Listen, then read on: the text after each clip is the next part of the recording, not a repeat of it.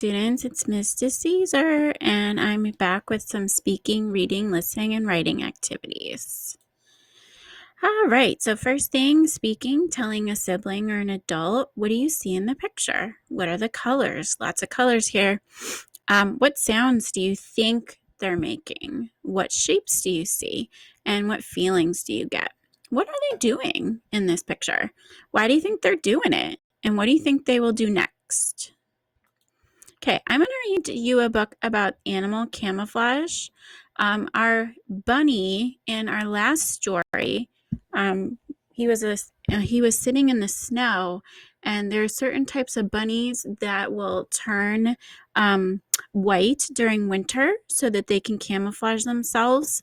And luckily, that worked because the fox in our story did not see the bunny at all. Okay, so I wanted to give you some more information about animal camouflage. All right, it's about how animals hide. As you see in this picture, there's, I believe it looks like a wolf, and looks how he blends in with all of those rocks. He looks a lot like it. Okay, all right. So, first thing I wanted you to do before we start, I'm gonna jump to the picture dictionary. Hold on, can I zoom in here? And I'm going to zoom in. All right, so I wanted to point out that camouflage is a coloring that makes animals look like their surroundings. Okay, so like, an animal can be green or brown to like blend in and stay safe. They don't want their enemies to see them and eat them. So that's one of the reasons they do it. Okay. And then I wanted to just show you pattern, the same colors, like a zebra has a pattern. Match, to be the same color as another thing. These things are matching. Copy, we know what copy means. You do the same thing as somebody else. Okay. And then the background is things that are behind and around an animal, because like the background is the tree. Okay. And like that little bush there. And then blend, when one color looks like another color, so that you cannot tell the colors apart. Okay, so everything's kind of blending in and everything kind of looks the same. All right, so I'm going to back up now and go back to the beginning of the story. Okay.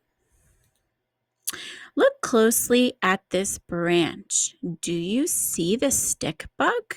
It hides to keep safe from other animals. Do you see it right there? A katydid uses camouflage to hide.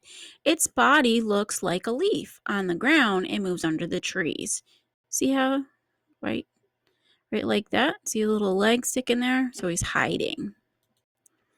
A tawny frogmouth sleeps all day on a tree.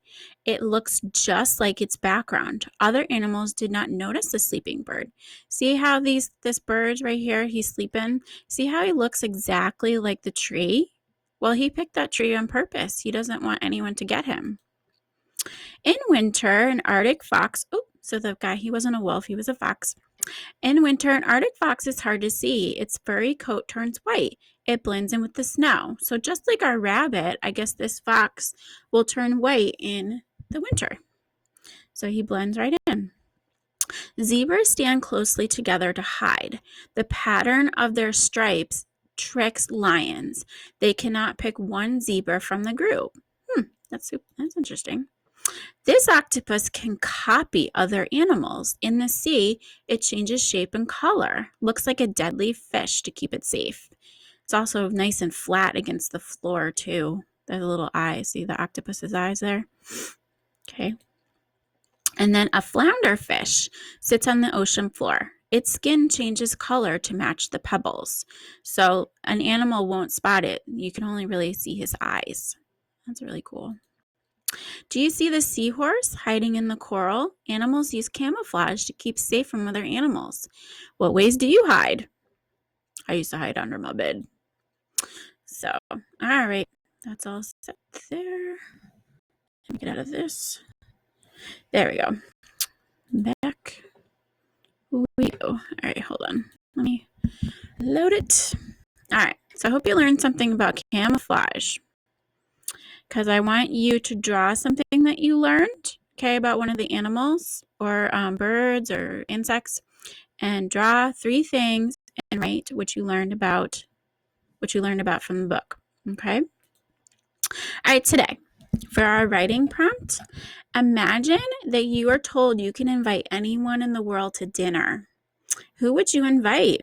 And I gave you a sentence starter. I would invite blank because blank. Okay, so kindergarten, I want one nice, beautiful sentence. And first grade, let's try and stretch ourselves with 2 sentences. Give me another reason why you would invite them. Okay, so listening activity. This is the picture from last time that you should have drawn. Okay, so we have a new batch. It's the spring listen and draw pictures. So our first picture is with a little boy. All you have to do is draw a boy and give him a raincoat and some boots. And then when you're ready, resume the video. And what you're going to do is draw an umbrella in the boy's hand. Draw a water puddle in the bottom right corner. Draw a frog in the water puddle. Draw a cloud in the upper right corner. Draw 10 raindrops under the cloud. Draw 2 ducks in the lower right corner. Draw a sun in the upper left corner. Color the picture if you can, if you have crayons. And then I want you to write a sentence about the picture. So you can write about the boy if you want, or the frog, or you can write about that it's raining, maybe. You can draw about the duck, write about the ducks if you want. But you have to write one sentence to go with the picture. Okay, it's Granny's Candies time. So last time we had scissors. Scissors are used for cutting things. Okay, our next one is a pen is used for blank. What is a pen used for? All right, this is all over. So I will see you next time. Have a good day.